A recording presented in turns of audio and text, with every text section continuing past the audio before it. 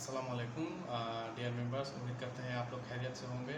और मुझे थोड़ा बोलने में तकलीफ़ होता है क्योंकि मैं बांग्लादेश से हूँ, तो प्लीज़ मेरे चैनल को सब्सक्राइब करके मुझे मोटिवेट कीजिएगा। आज मैं आप लोगों के लिए कुछ बिज़नेस आइडिया और बिज़नेस टिप्स लेकर आया हूँ। ठीक है, आप लोग देखते होंगे कि मार्केट में जब भी आप जाते हैं तो ऑलरेडी उस जैसे बहुत से प्रोडक्ट वहाँ ऑलरेडी रहता है मार्केट पे। ठीक है, तो उस कंपटीशन मार्केट को आपको कैसे डिस्ट्रॉय करना है या फिर उस पर कैसे जीतना है या फिर उसकी बेनिफिट क्या है, वो लेकर मैं आज आप बता दूंगा, तो आप आराम से जा सकते हैं। ठीक है, ये सिर्फ आपके लिए ही बता रहा हूँ, मुझे कोई ये नहीं। तो आज हमारा टॉपिक होगा the hidden benefit of competition. ठीक है, तो कुछ जो अलग सुविधाएं होती है कंपटीशन बाज़ार की, वो मैं बताऊंगा। सब सोचते हैं कि कंपटीशन बाज़ार मतलब उस पर जाना ही नहीं है, लेकिन ऐसा नहीं है, उस पर कुछ आपको बेनिफिट भी है।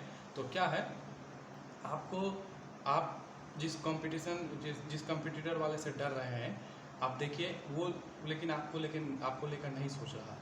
उसे सोचने का टाइम भी नहीं आपको लेकर, वो सिर्फ अपने बिजनेस को कैसे ग्रो किया जाए उसी को लेकर के वो बिजी है, और वो अपने बिजनेस को ही ग्रो कर रहा है। ठीक है, अब देखिए, अगर आप कहीं से एक बिजनेस आइडिया को सिलेक्ट करते हैं, सिलेक्ट करने के बाद आप क्या करते हैं, उसे आप मार्केट पे मैंने आप घर पे आप उसे प्रोसेसिंग करते हैं, या उसके बाद लेकर के आप पैकेजिंग वगैरह जो भी हुआ आप जब कंप्लीट कर लेते हैं, उसे लेकर के जब भी आप उस प्रोडक्ट को आप मार्केट पे जाते हैं, तो आप देखते हैं कि आप तभी शॉक्ड हो जाते हैं और आपका ब्रेन जो है काम करना बंद कर देता है कि आपने ये प्रोडक्ट बनाया 10 रुपये में और मार्केट में 8 रुपये बिक रहा है, तो आपका बनाने वाली कॉस्ट तो 10 रुपये हो गए, तो लाभ उसमें आप क्या कीजिएगा। ठीक है, उसमें आप बेनिफिट क्या कर सकेंगे, उसमें तो आपका कोई प्रॉफिट नहीं आएगा। तो उस कंडीशन में आपको क्या करना है, मैं उस कंडीशन से आपको क्या बेनिफिट निकाल के लेके आना है वो मैं आपको बताऊंगा। उसमें आपको सॉफ्ट हो जाना है, वो कोई बात नहीं। लेकिन देखिए, जब भी कोई बिजनेस करना है तो मार्केट रिसर्च आपको जरूर करना है, जो भी प्रोडक्ट को लेकर नामना है। तो उसकी जो फर्स्ट बेनिफिट है, कंपटीशन बाज़ार की जो फर्स्ट बेनिफिट है वो ये है कि enough customer and enough money. इस एनफ मनी का मतलब ये नहीं कि कोई आपको पैसे दे देगा एनफ, इसका मतलब है कि जो भी प्रोडक्ट है, ध्यान लिए कि मैं अगर आपको एक चिप्स आइटम बताता हूँ, तो चिप्स आइटम को आप अगर सोचेंगे कि बहुत कंपटीशन है, हज़ारों किस्म का टेस्ट मार्केट में मिलता है, तो मैं इस पे नहीं नामूंगा। तो देखिए, इस पे नामने से आपको क्या सुविधा मिलेगी, ये इस पे मैं बताता हूँ आपको। अगर चिप्स लेकर आप नामते हैं तो आपको बना बनाया एक मार्केट मिलेगा, बना बनाया कस्टमर मिलेगा, बना बनाया सब कुछ मिल जाएगा। ठीक है, आपको सिर्फ क्या करना है, उसके टेस्ट को बदल देना है, उसकी क्वालिटी को अच्छा रखना है, उसकी पैकेजिंग को अच्छा रखना है, थोड़ा अपने ब्रांड को बना करके प्रोमोट करवा लेना है। ठीक है, तो क्या होगा, एक तो चिप्स ऑलरेडी फेमस है, बस आपका चिप्स चलने लगेगा। ठीक है, तो आपको देखना है कि जितने भी कंपटीटर है आपका, उन लोगों का चिप्स कैसा है, टेस्ट कैसा है।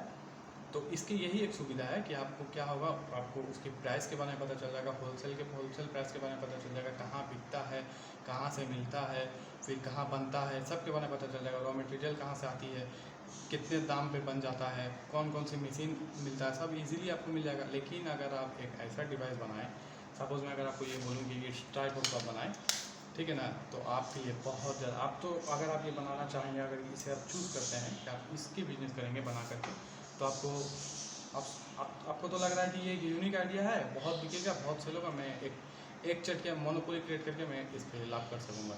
सब कुछ ठीक है, लेकिन इसे बनाने के लिए आपको पता है आपको कितना मेहनत करने होगा, बहुत ज़्यादा मेहनत करने होगा। इसका मार्केट तो बनाना ही है। ठीक है, इस पर आपको पहले इसकी रॉ मटेरियल्स कहाँ से आती है, इसके डिज़ाइन कहाँ बनेगा, कैसे होगा, इसका माथा ख़राब हो जाएगा आपका। ठीक है, तो आपको उतना झमेला पे नहीं जाना है, जो एकदम यूनिक प्रोडक्ट ऐसा लेकर नहीं है ना, फिर जाके जब आप इसे बना लेंगे तो उसके आपको बहुत सारे आपको उसके मार्केटिंग कराने होगा, स्पॉन्सरशिप दे करके आपको प्रोमोट करवाना होगा। तो उतने झमेला में ना जा करके जो इजीली बनता है घर में, बाज़ार पे मिलता है, उसी बिजनेस को करें, और इस तरीके से आप सुविधाएँ हासिल कर सकते हैं। तो चलिए, इस बार हम लोग अपना बिजनेस आइडिया पर जाते हैं। देखिए, ये पापड़ है। ठीक है, ये पापड़ है, ये आपको किलो के भाव में बाज़ार में मिल जाएगा। मैं इसे दिखाता हूँ आपको, ये किलो के भाव में आपको बाज़ार में मिल जाएगा।